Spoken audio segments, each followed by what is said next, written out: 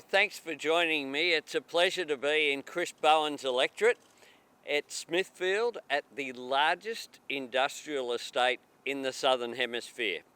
And I want to thank Alex for welcoming us today to his business. His business that is being powered by renewable energy.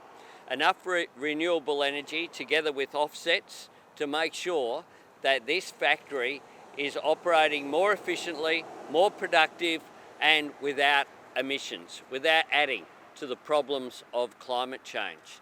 And it's good business. And that's what business knows. And our announcement yesterday, our Powering Australia plan, is about listening to business. Now, just as individual households have recognised that by putting solar panels on their roof, with batteries preferably, they can pay off the cost of that investment in a very short period of time and then benefit from then on by getting free power effectively if they get it right. They can be better off in terms of their living standards. Business is doing the same thing, but what they say is we need certainty. And it's very clear that only a Labor government has a credible climate policy. Only a Labor government will develop just one effective energy policy. And our policy will make a difference to the country and will allow us to join the global effort. Business have been crying out for certainty. And that's why it's very pleasing to see the comments of the Business Council of Australia, the Australian Chamber of Commerce and Industry, Australian Industry Group, all of these business organisations welcoming Labor's plan because it's what they've been calling for. It's what Australia needs. Our Powering Australia plan will create over 600,000 jobs. It will reduce energy prices in the national energy market for households by $275. It will reduce emissions by 43% by 2030 because it will power renewables investment in this country. Clean energy is good policy. Clean energy is cheap policy, and Labor will deliver clean energy and make Australia a renewable energy superpower for the world. Now, I noticed Scott Morrison's comments yesterday spoke about safety. Well, this is a Prime Minister. A Prime Minister, when it comes to safety, he's the last person who should talk. The first thing I would say is that it's unfortunate that on the day he was out there running a scare campaign, the New South Wales Liberal government was announcing a renewable energy zone, increased investment in the Central Coast and Hunter. That's what a government that actually wants to govern is doing, whether they're Labor or Liberal. Scott Morrison doesn't want to govern. He just wants a scare campaign. The fact is, Scott Morrison has risked the safety of Australians too many times.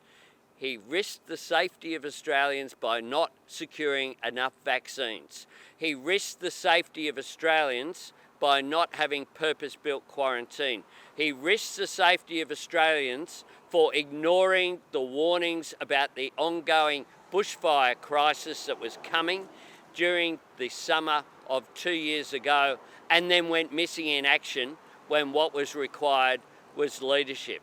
The fact is that this Prime Minister is the last person in the whole Parliament who should speak about safety. Labor's plan is about safety and security going forward. It's about the security of people's jobs. It's about the security of our national economy. It's about making sure that we have an economy that has growing jobs, that has cheaper energy prices, that has more renewables, and that has less emissions. Thanks, Albo. It's great to have Albo here in my hometown of Smithfield, here at Impact, where they know that good renewable energy is good for business. As the Business Council knows, as the Australian Industry Group knows, as the Australian Chamber of Commerce and Industry knows. Here at Impact, they've reduced their power bills by 20 to 25% since they took the wonderful initiative of installing the solar array. And business gets that the world's climate emergency is Australia's jobs opportunity. That's why the Business Council said yesterday, in response to our Powering Australia plan, that Labor's sensible and workable plan is a welcome step. That's why the Australian Chamber of Commerce and Industry has said ambitious emissions reduction plans announced by the federal opposition offer a pathway to achieve economic and technological transition towards a more sustainable future. Business gets it. Industry gets it. The Business Council gets it, the Australian Industry Group gets it, the Australian Chamber of Commerce gets it. I'll tell you who doesn't get it, is Scott Morrison. We welcome the constructive engagement of business. An Albanese Labor government will work with business on these great opportunities. A Morrison government is working against business. Scott Morrison thinks he knows more about business than the Business Council, more about industry than the Australian Industry Group. He hasn't been constructive and honest in response to our plan. He responded to it before he'd seen it. I'll tell you what, he says that a 43% emissions reduction target isn't safe. Well, here again, his dishonesty is catching up with him. Remember before he was committed to net zero, he said one of the reasons you couldn't commit to net zero was because a 43%, exactly a 43% emissions target was necessary by 2030 to get there. Just shows how his lack of honesty. He's not really committed to net zero. Here's the other question he's got to answer. Is he saying that the New South Wales emissions reduction target of 50% is unsafe for the hunter?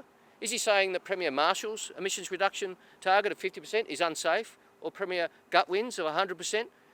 Scott Morrison is making it up as he always does, and his fundamental dishonesty catches up with him. The Anthony Albanese plan for powering Australia is a plan for government, a plan for Australia to take the economic opportunity that is the world's climate emergency, one that we will fight for up to the next election and fight with up to the next election and implement should the Australian people choose us as the next government of Australia. Excellent. I'm not sure we're getting any questions, are we? Yeah? Perfect press conference, I always think. Can I just add one thing, which is that one of the defining characteristics of the next federal election campaign will be about the nature of Australia's government. Scott Morrison constantly wants to divide Australians. He's always looking for a fight, always looking for an argument, never looking for a solution. As leader of this country, I will unite the country going forward. I'll work with business, I'll work with unions, I'll work with civil society. I think people have had enough of the conflict. People have had a really difficult 2 years.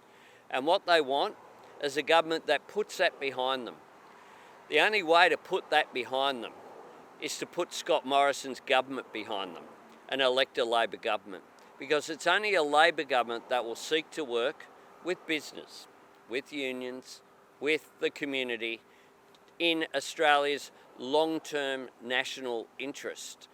Scott Morrison looks at every issue as an opportunity for short-term political rhetoric. He never actually looks towards what does Australia need. That's why he's come up with more than 20 energy policies and haven't landed a single one. We've got one policy. This is the policy we'll implement in government. It's good policy, it's good for jobs, it's good for lowering energy prices, and it's good for dealing with the challenge of climate change.